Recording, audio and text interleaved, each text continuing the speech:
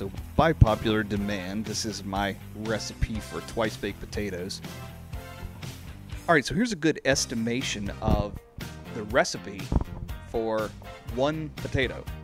Now, obviously you can do the math and extrapolate out how many potatoes am I using. I'm using 2, multiply everything by 2. Using 3, I'm multiplying everything by 3. But bear this in mind. Each potato is going to be slightly different in size. So the exact measurements that I give up here may not be the exact measurements that are going to make your potato taste the best.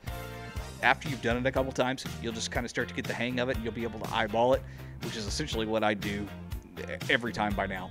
But just for the newbies here who haven't done this quite yet, here is a good estimation of where you can start for a single potato. Do the math from there, and eventually you'll get a little bit better at it. You'll be able to do your own recipe.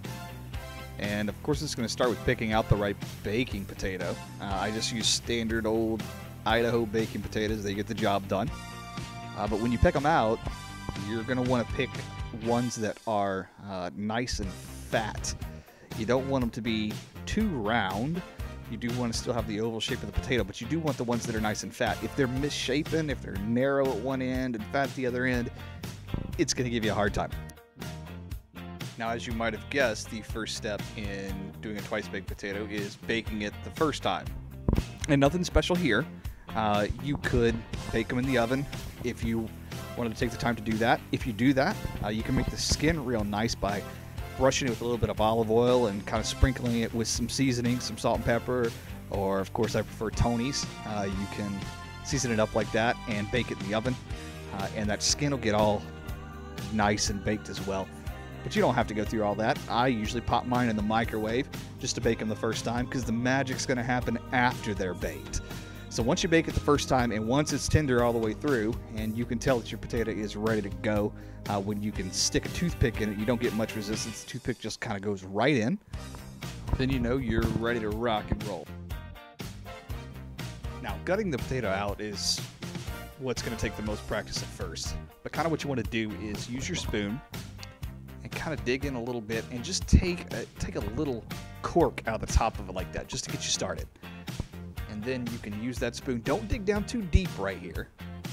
Just kind of use that spoon to get in underneath, and we just want to take the top off of it right here. If you dig down too deep, what you're going to wind up doing is breaking that potato skin. And when you break the potato skin, it's going to turn into a big old mess. So I'm going to use my spoon. I'm going to take little pieces off of the top at first. And once again, what I want to do is keep those edges intact right there. And in the beginning, when you first start doing this, you probably want to leave quite a bit of potato along on those edges to kind of keep the skin firm around the outside.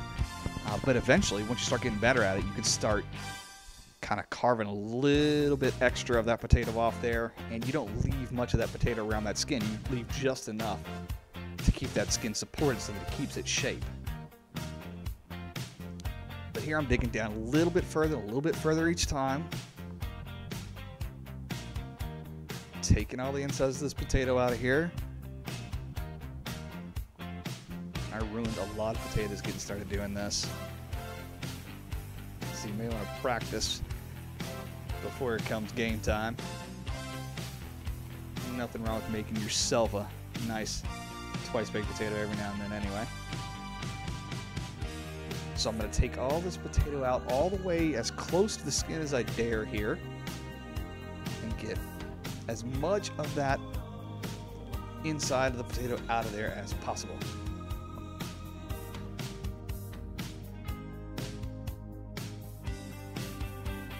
Once I've done that, I'm going to kind of break the potato up here in the bowl just a little bit.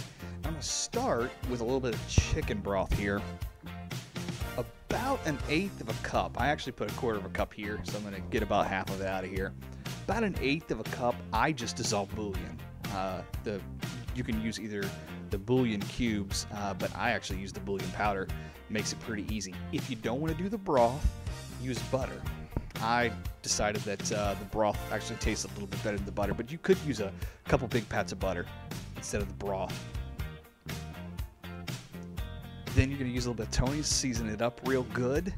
Use just enough Tony's to to get it nice and salty. Now, I can't really tell you how much Tony's I use. It probably winds up being different every time, and obviously it's going to vary by the size of the potato, how much Tony's I'm actually going to use. But we're going to taste test it right here at the very end. So err on the side of caution first. I'm going to add in some bacon bits. Not those nasty, hard, crunchy ones you find on the cheap salad bars, but use the real bacon bits. It's better that way.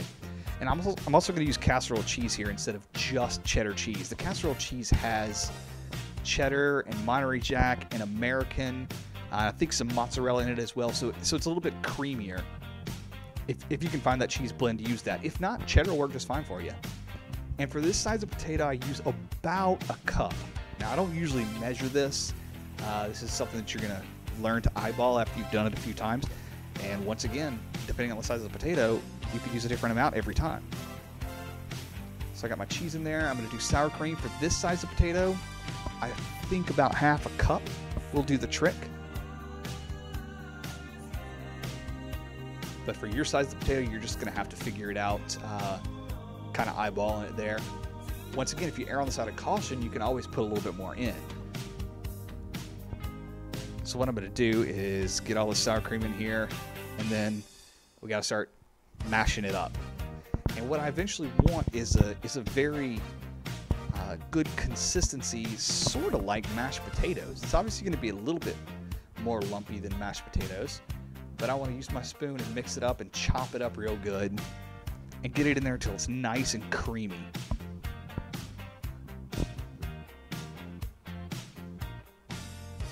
And if it needs to be a little bit more creamy, put a little bit of sour cream in it. If it needs to be a little bit thicker, put a little bit of cheese in it. But taste test it and make sure that the seasoning is right as well. All right, so once we've got everything mixed up, next we need to stuff this. And I'm going to start by stuffing the ends, the potato ends, and I'm going to compact it in there pretty well, but you are going to want to support those sides because when you're pushing it in, you don't want to break the sides of your potato. So I'm going to make sure to compact this in here really well down at the bottom and on the ends of that potato just to get it started. Smash it in there real good. This is another thing you're going to just have to learn over time. You don't want to break the sides of that potato. You're going to have to figure out just the amount of pressure you can put on it. And I'm not putting near as much pressure stacking it on the top up here.